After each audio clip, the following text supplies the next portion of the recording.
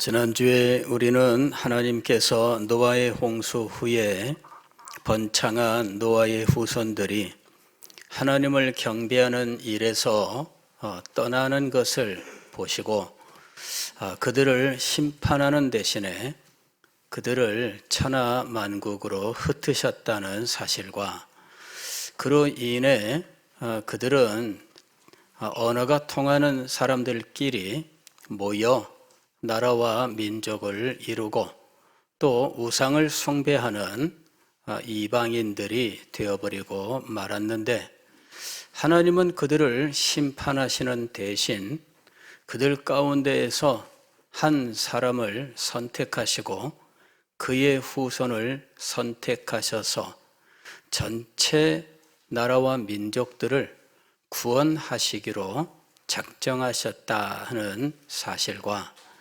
한 사람을 선택하신 것은 아브라함을 가리키는 것이고 또 그 후손은 이스라엘 민족으로서 애굽에서 큰 나라, 큰 민족을 이루고 광야에서 하나님 나라 백성 언약을 맺으며 가나안 땅에 들어가 하나님의 나라를 이루어 예배하는 백성이 되어 예배하는 것이 온 세계 만민에게 전파되게 하는 사명을 감당하게 하셨다는 사실에 대해서 함께 생각을 했습니다. 오늘은 이렇게 예배하는 백성으로 선택받은 이스라엘 백성들이 역사 속에서 타락하여 예배가 무너졌다 하는 사실에 대해서 함께 생각을 하겠습니다. 이는 예배하는 백성의 실패를 의미합니다.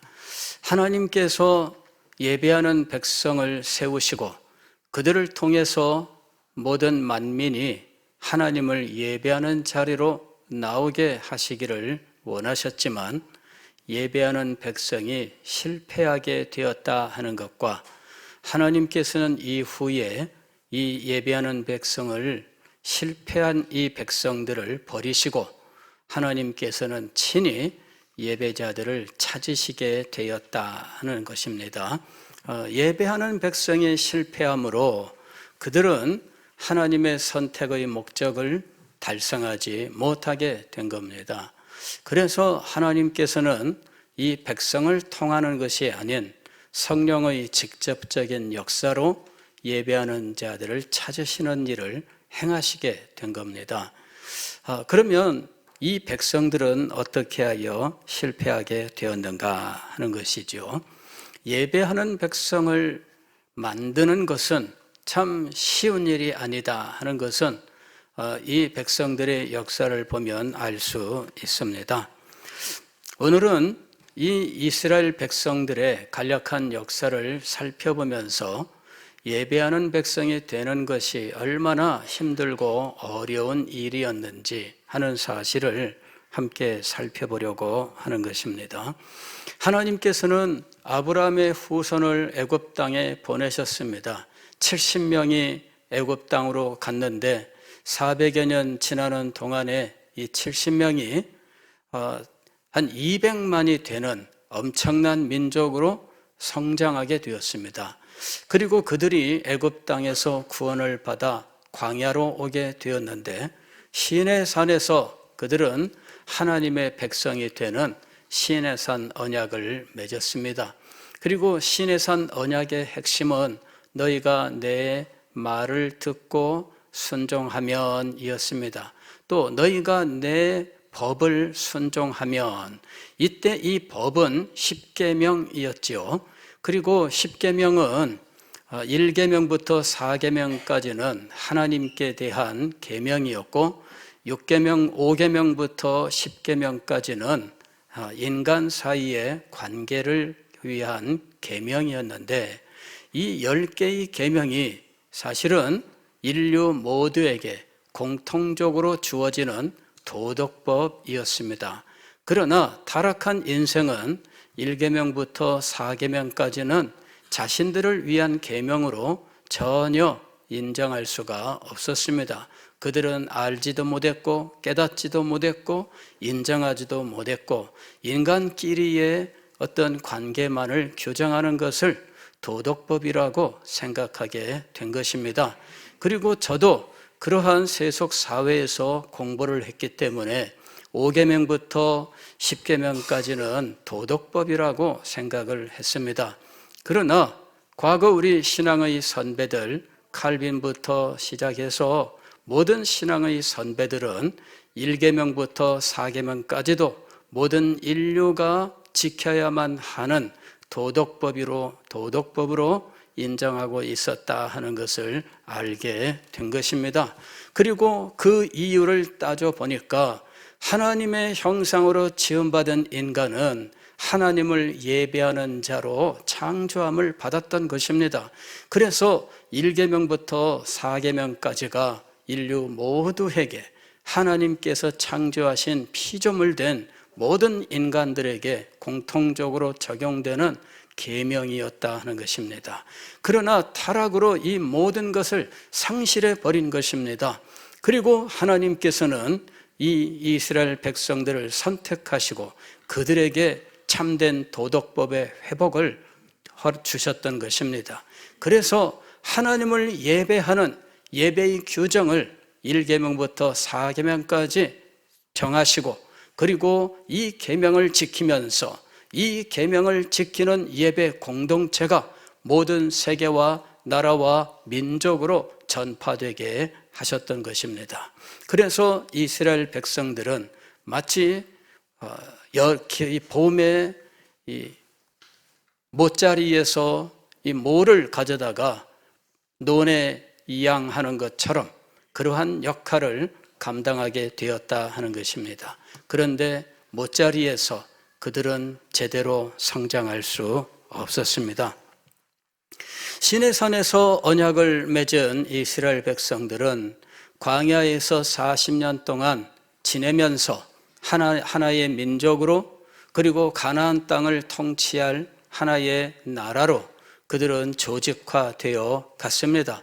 그들은 이 민족들과의 전쟁을 통해서 군대를 운영하는 법을 배우게 되었습니다.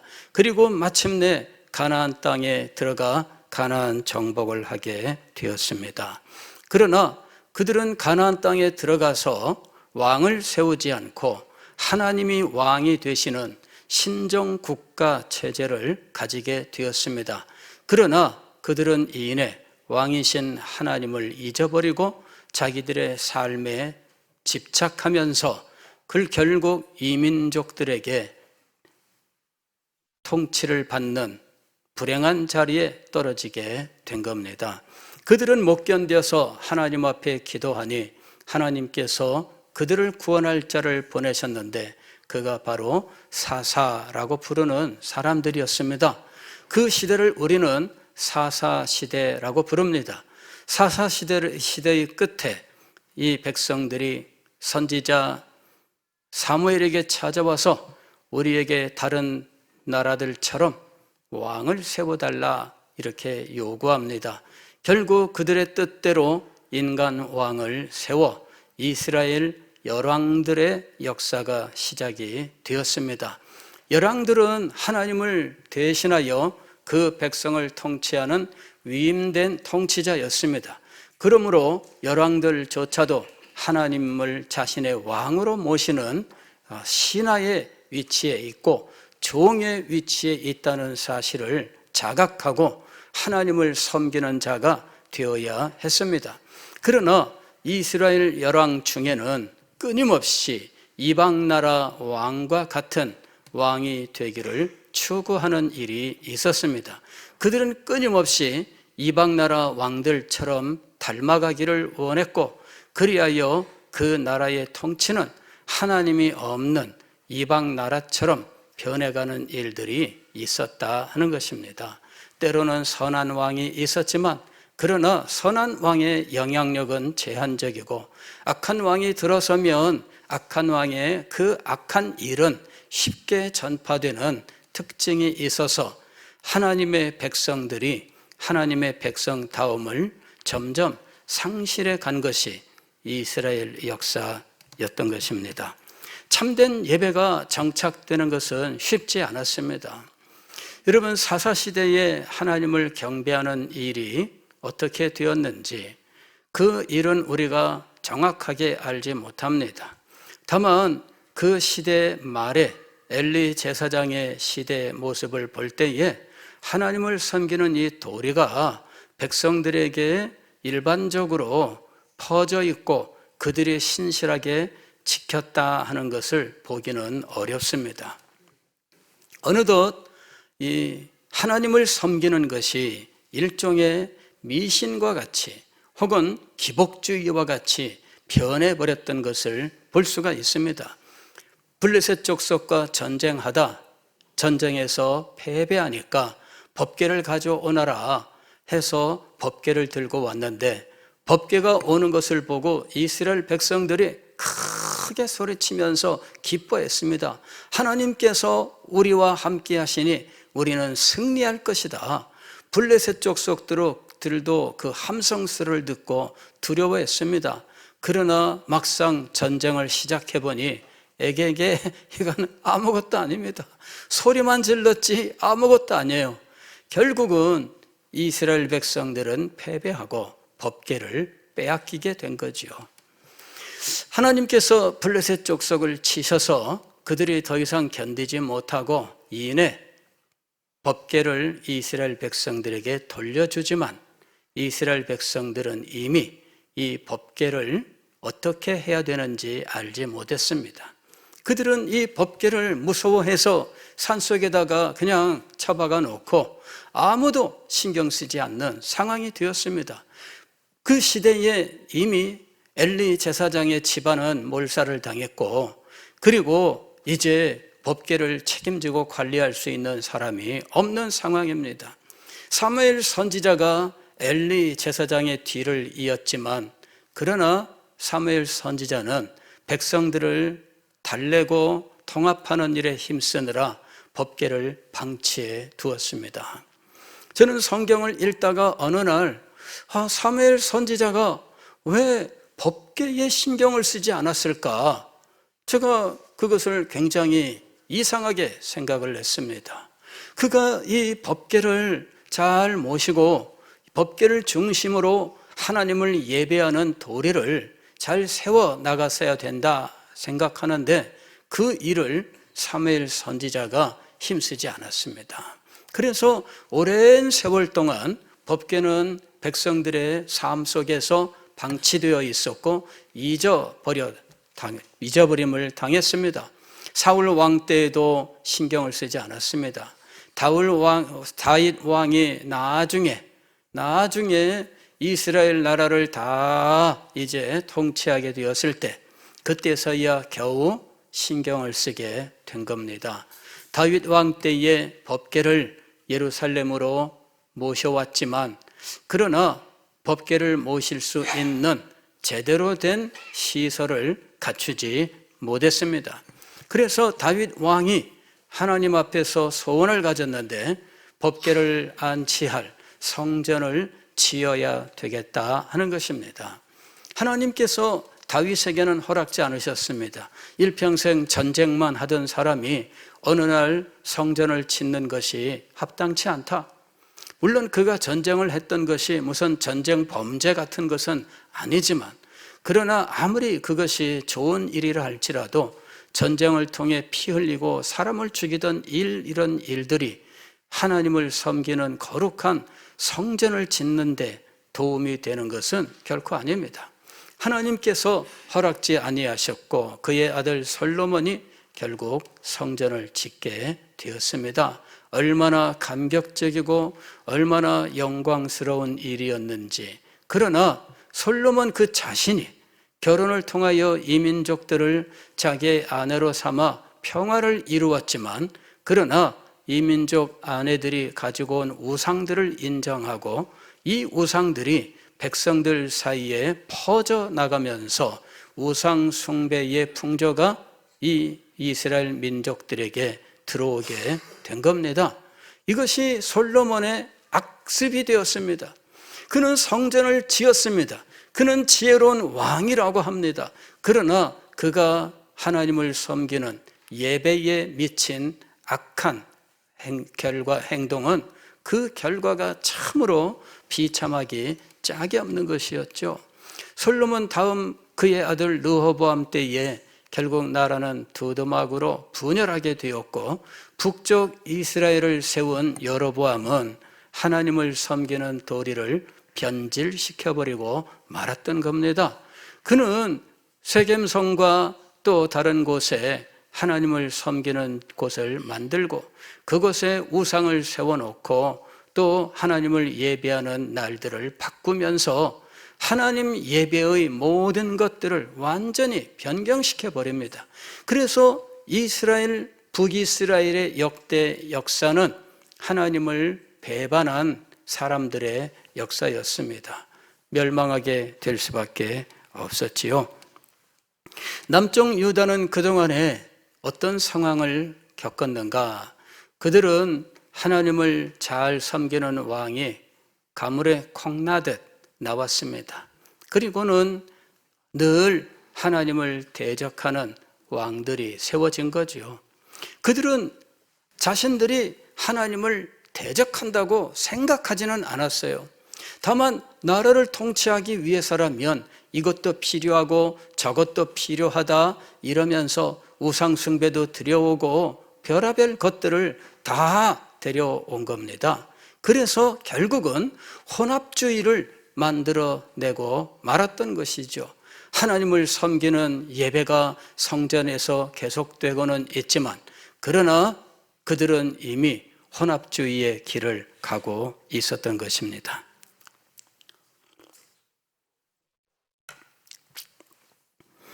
오늘 우리가 읽은 이사야서, 이사야 선지자가 활동하던 시대, 그 시대의 상황은 사실 겉으로만 보면은 굉장히 좋은 시대였습니다. 왜냐하면 이 이사야 선지자가 선지자로 세움을 받던 때가 우시야 왕이 죽던 해라고 되어 있습니다. 우시야 왕이 죽던 해로부터 따지면 한 100년 정도의 기간 동안에 4명의 왕이 들어섰는데 4명의 왕이 다 신앙이 인정된 왕이었습니다. 참 신기한 거죠. 요아스라고 하는 왕이 8살에 왕이 되고 제사장, 대제사장 여호야다의 지도 속에서 그는 정말 이 하나님의 나라를 제대로 이루어가는 이 영적 개혁을 이루어 갔던 것이에요. 그 다음에 그 다음 왕인 아마샤 왕 때에 그도 역시 하나님을 잘 섬기는 왕이었습니다. 그리고 그 다음 때에 우시야 왕, 이 우시야 왕이 또 하나님을 잘 섬기는 왕이었습니다. 그리고 우시야 왕의 아들 요담 왕 때에 그도 역시 하나님을 잘 섬기는 왕이었습니다. 4대에 걸쳐서 100년 세월 동안 하나님을 잘 섬기는 왕들이 세워졌습니다. 물론 그들에게 흠이 없던 건 아닙니다. 요시야 같은 경우에는 말년에 제사장 여호야다가 죽은 후에는 자기 마음대로 했더라 하는 이런 상황이 벌어졌고, 또 우시야 왕 때는 이제 스스로 하나님께 분향을 하려다가 문둥병으로 심판을 받는 일도 있었습니다. 그러나 그 신앙의 기본적인 자세는 분명했던 왕들이었고, 그들의 4대에 걸친 이 기간 동안 100년의 세월이 지나갔고, 그러한 100년의 세월이 있었음에도 불구하고 이제 그 다음 왕인 아하스 왕 때에는 극도로 악한 우상 숭배자요 온갖 미신들을 섬기는 상황이 되어버리고 말았더라 하는 것이죠. 저는 늘 궁금하게 여겼습니다. 어떻게 4대에 걸쳐서 선한 왕이 세워졌는데 100년의 세월 동안에 왜 그 백성들은 변하지 않았을까 하는 겁니다. 즉 왕의 믿음과 백성들의 믿음이 일치하지 않고 있습니다. 이것은 굉장히 중요한 거예요. 왕이 아무리 개인적으로 하나님을 잘 섬겨도 백성들에게는 전혀 영향을 미치지 못하고 있었지 않았는가 하는 것입니다. 그것은 나중에 여러분 이스라엘이 멸망하기 직전에도 마찬가지예요. 그때에도 최후의 선한 왕이 세워졌고 그때에 엄청난 신앙의 부흥을 이루지만 그러나 그것도 역시 위에서 시작되었고 위에서만 불타오르다가 백성들에게는 미치지 못했습니다. 그래서 왕들과 그리고 백성들의 믿음이 동일하지 않았구나 하는 것을 알게 된 겁니다. 역사는 항상 정치적으로 통치자를 중심으로 기록되어 가게 되어 있습니다. 그러나 알고 보면 통치자들이 백성들의 삶을 대변하는 것은 아니에요. 그걸 보여주고 있는 겁니다. 4대에 걸친 왕이 100년 동안 선한 믿음을 가지고 있었다 할지라도 백성들은 자기 살기 바쁘고 자기 삶에 집착하면서 아랑곳하지 않고 그냥 우상숭배와 혹은 기회주의와 편리주의에 빠져버리고 말았더라 하는 것입니다. 그리고 한 번이라도 악한 왕이 들어서면 그 악한 왕이 끼친 악영향은 백성들에게 쉽게 퍼지더라 하는 것이죠. 여러분 이것은 이렇게 볼 수 있습니다. 가령 여기 맑은 물이 있는데 이 맑은 물에 검은 잉크 한 방울을 떨어뜨려 보십시오. 그러면은 검은 잉크는 순식간에 퍼져나가서 온 물을 검게 물들입니다. 그런데 이 검게 물들은 이 물을 다시 맑은 물로 만들기 위해서 물을 부어 보세요. 정말 그 있는 물의 몇 배의 물을 부어야 그래서 이 검은 잉크의 마지막 하나의 분자까지 다 빠져나가려면 엄청난 물이 필요한 거예요. 그러나 이 물을 다시 어지럽히기 위해서는 한 방울이면 끝나는 겁니다. 예? 한 방울이면 끝나요. 제가 만년필을 쓰고 있습니다. 근데 이 만년필 이거를 이제 사용하다 보면은 이 촉에 있는 부분이 이제 말라붙어서 잉크들이 이렇게 굳어버리고 그래서 잉크가 잘 안 통하는 일이 있습니다. 그래서 세척을 해줘야 됩니다. 그러면은 세척하려면은 얼마나 많은 물이 필요한지 몰라요. 이거를 뜨뜻한 물에다가 이렇게 담가두고 그래서 이 물이 이 잉크가 굳은 것이 이제 풀리고 계속 나오게 하고 빨아내고 그래야 겨우 맑은 물이 나오는 건 아니에요. 흐릿한 물이 나옵니다. 그러면 이제 그제서야 굳은 것은 다 풀렸구나 생각하고 잉크를 새로 주입하게 되는 거죠. 그래서 저는 압니다. 깨끗하게 만드는 건 정말 힘들고 어렵다. 그러나 이거를 잉크로 더럽히는 것은 너무 쉽다. 코로나 3년 동안 우리가 수십 년 동안 애써 왔었던 예배의 모습들을 무너뜨리는 일이 일어났는데 쉽게 일어났어요. 정말 간단합니다, 여러분. 한순간입니다. 그냥 한 번만 하게 되면 백성들은 모두 다 그것이 과거 100년 동안 해오신 일인 것처럼 주장하게 되어 있어요. 한 번만 하고 나면 전에 했는데 왜 이렇게 나오는 거 있죠. 그래서 그거는 한 번뿐이었고 그 전에는 그런 적이 없다. 그래도 그 말을 받아들이지 않아요. 왜? 사람들의 기억 속에 자신들이 원하는 이 악한 정욕과 쉽게 만나는 이런 일들은 정말 자기의 본성과 같은 것이라서 친숙하거든요. 이게 평생 해왔던 일처럼 느껴지는 겁니다. 코로나 3년이 우리의 예배의 모든 기조를 바꾸고 신앙의 모든 풍조를 바꾸는데 이것을 되돌리는 일은 그 몇 배의 시간이 투입되어도 정말 힘들고 어려울 것이다.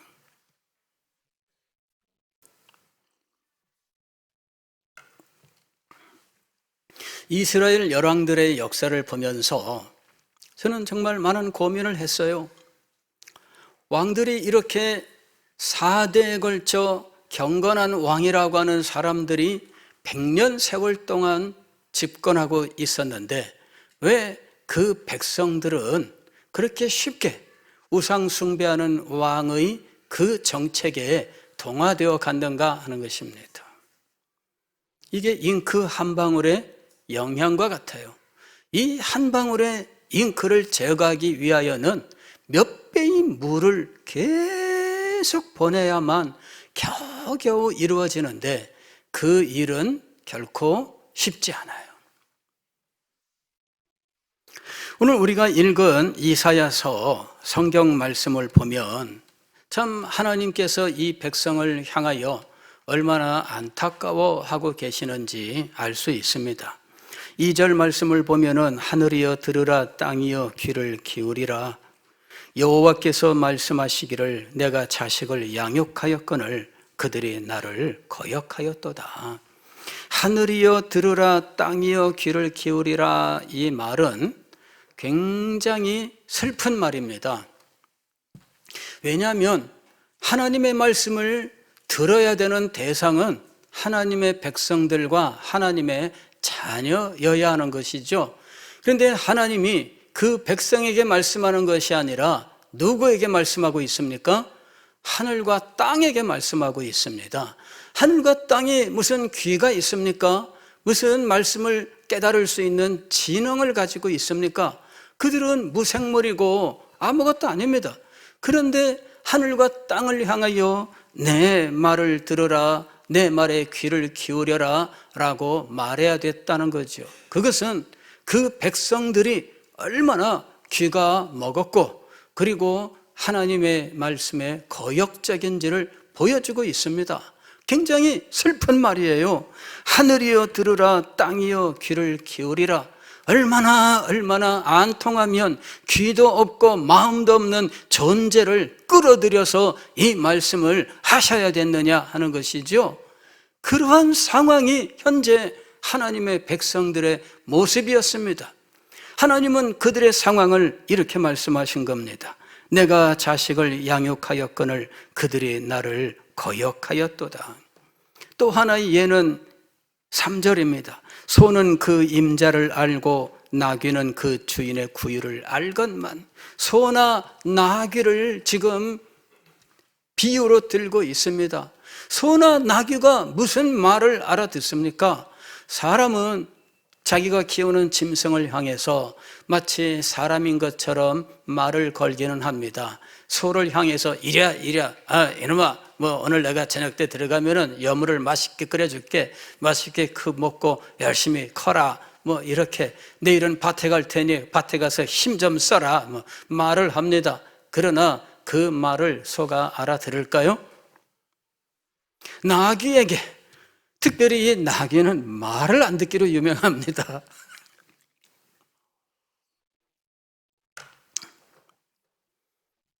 우리 이유로 집사님 이유로 집사님 무척산 기도원에서 나귀를 오랫동안 키웠습니다.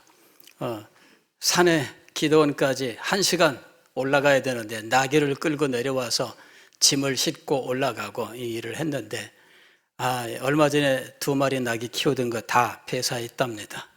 굉장히 서운하시답니다. 근데 나귀가 말을 안 듣기로 유명해요. 근데 지금 뭐라고 돼 있어요? 나귀는 그 주인의 구유를 알건만은. 그러니까 나귀와 소를 끌어들여야 할 정도로 지금 하나님의 백성들이 정말 들을 듣지 못하고 마음을 주지 않는 상황이 되어 있는 겁니다. 이것도 역시 슬픈 이야기예요. 정말. 3절 하반절에 보면은 직접적으로 말씀하시죠. 이스라엘은 알지 못하고 나의 백성은 깨닫지 못하는도다. 그 다음에 4절 첫 번째 단어가 뭡니까? 슬프다, 슬프다. 이것이 하나님의 마음의 상태였어요. 자, 지금 왜 하나님께서 이렇게 귀도 없고 마음도 없는 존재들, 말 안 듣기로 유명한 나귀까지 끌어들여서 지금 이 백성들을 묘사하고 있을까? 그들의 그 모습을 오늘 우리가 읽었던 11절 이하의 말씀에서 이렇게 말씀하고 있는 겁니다. 여호와께서 말씀하시되 너희의 무수한 재물이 내게 무엇이 유익하뇨? 무수한 재물이라고 했으니 하나님 앞에 재물을 많이 드리고 있다는 걸 알 수 있습니다.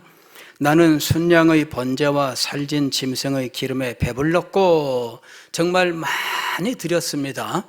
나는 수송아지나 어린 양이나 순염소의 피를 기뻐하지 아니하노라. 그런데 하나님은 기뻐하지 않았어요. 왜냐하면 12절 진짜 하나님 앞에 드리는 데에는 마음이 없었습니다. 12절 보면은 너희가 내 앞에 보이러 오니 이것을 누가 너희에게 요구하였느냐? 내 마당만 밟을 뿐이니라.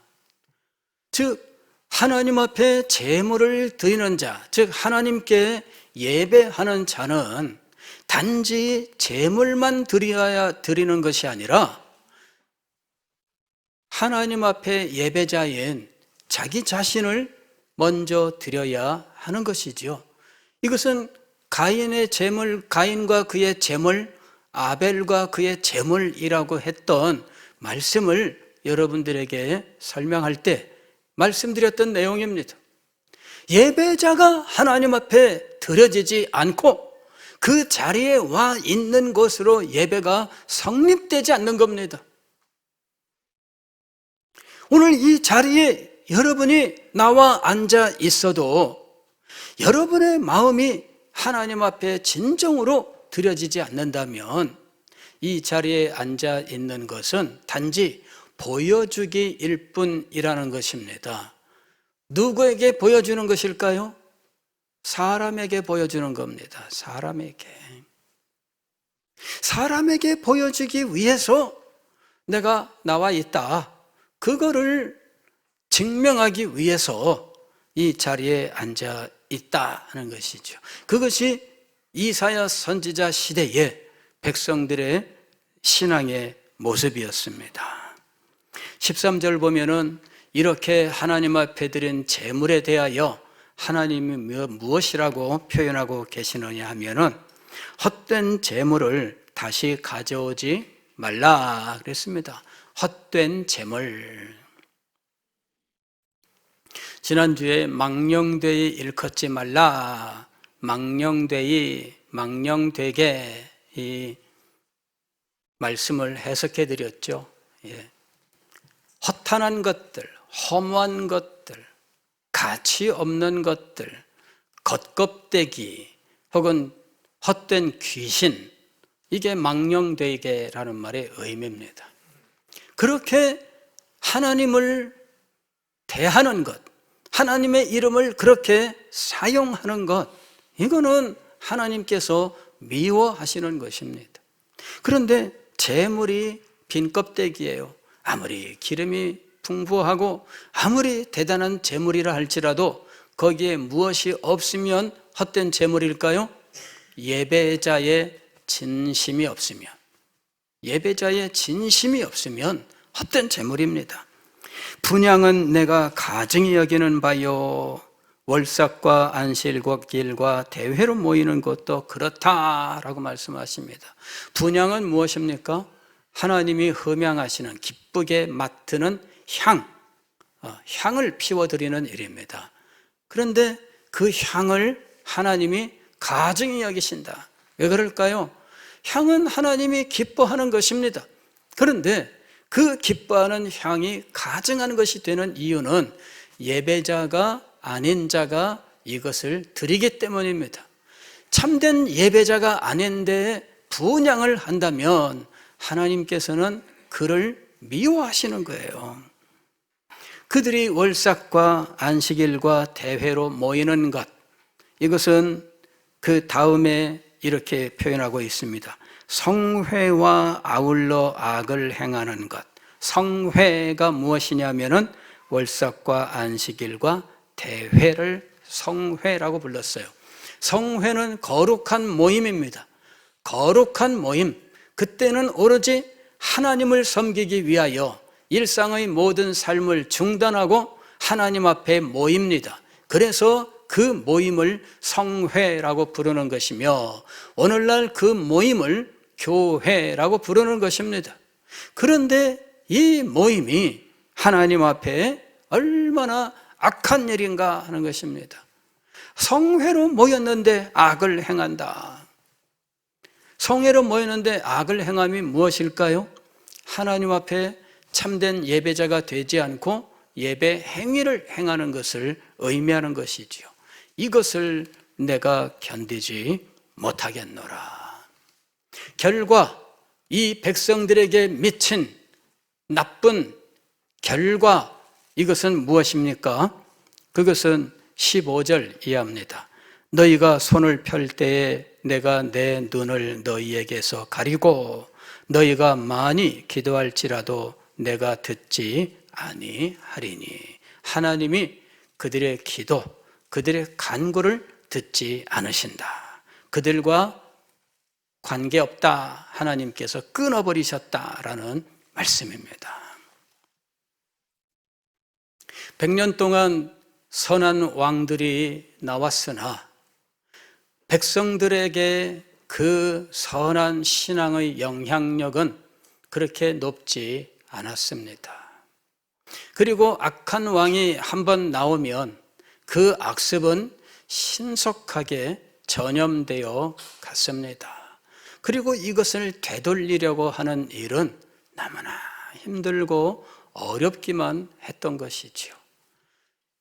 검은 잉크 한 방울로 온 버킷에 물을 시커멓게 만들지만 이 물을 희게 하기 위하여 수돗물을 틀어놓으나 한없이 한없이 차고 넘쳐야 나중에 겨우 맑은 물이 되는 것처럼 하나님을 섬기는 거룩한 도리는 쉽게 무너지고 다시 세우는 일은 정말 힘들고 어려운 것이었습니다. 처음에는 하나님께서 이 물을 깨끗하게 하시는 일을 한 겁니다. 4대에 걸친 왕이 100년 동안 나왔지만 안 됐던 이유는 무엇일까요? 그 이전에 악한 왕들이 이미 검은 먹물을 수없이 뿌려 놓았기 때문이었습니다. 4대 100년 동안으로는 그 물을 깨끗하게 만들 수가 없었어요.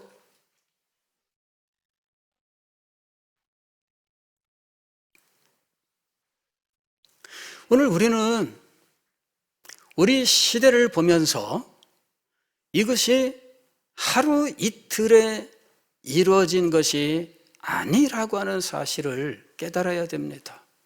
그리고 이것을 새롭게 하기 위하여 얼마나 많은 물이 필요할지, 그럼에도 불구하고 그 물을 다 댈 만큼의 시간이 우리에게는 주어지지 않는다는 사실을 깨달아야 됩니다.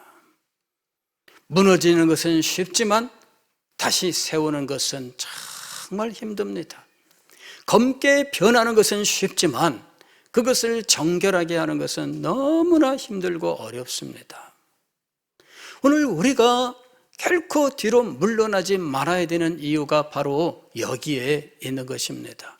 우리가 왜 코로나 시대를 거치면서도 우리가 물러나지 아니하고 하나님을 예배하는 이 예배의 도리를 세우기 위해서 힘을 쓰고 있는가? 여러분, 여기서 물러나면 완전히 무너지기 때문입니다. 이걸 어느 세월에 다시 세우겠습니까? 무너지면 끝입니다. 가정에서도 신앙의 도리가 무너지면 다시 세우는 거 여러분 어렵습니다. 평생이 걸려도 안 될지 몰라요.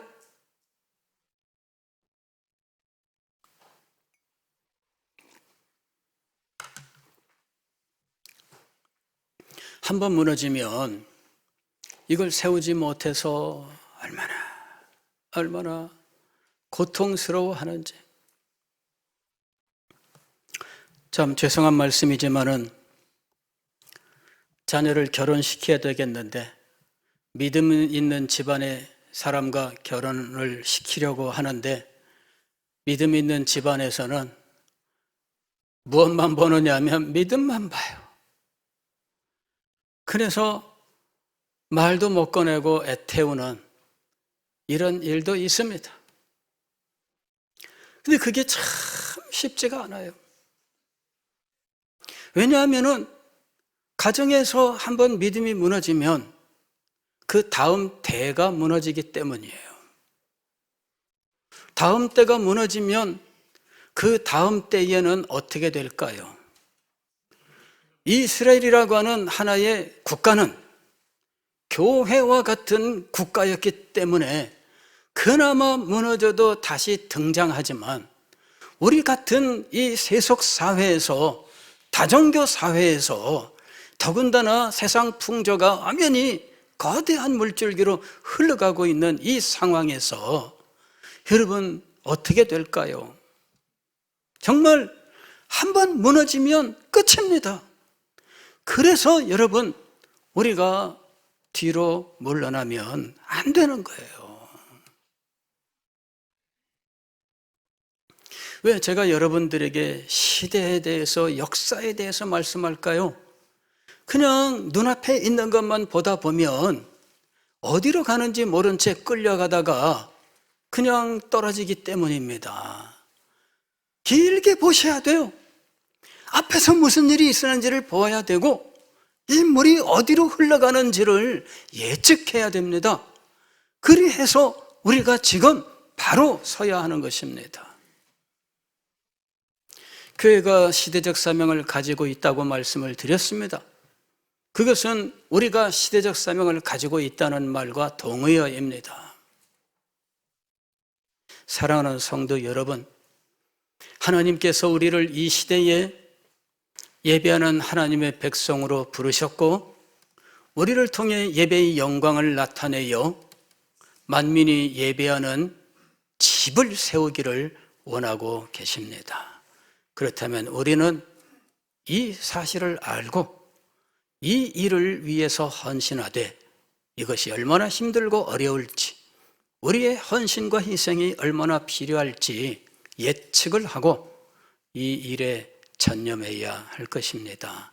시대를 이기는 힘은 참 예배에서 오게 될 것입니다. 기도하겠습니다.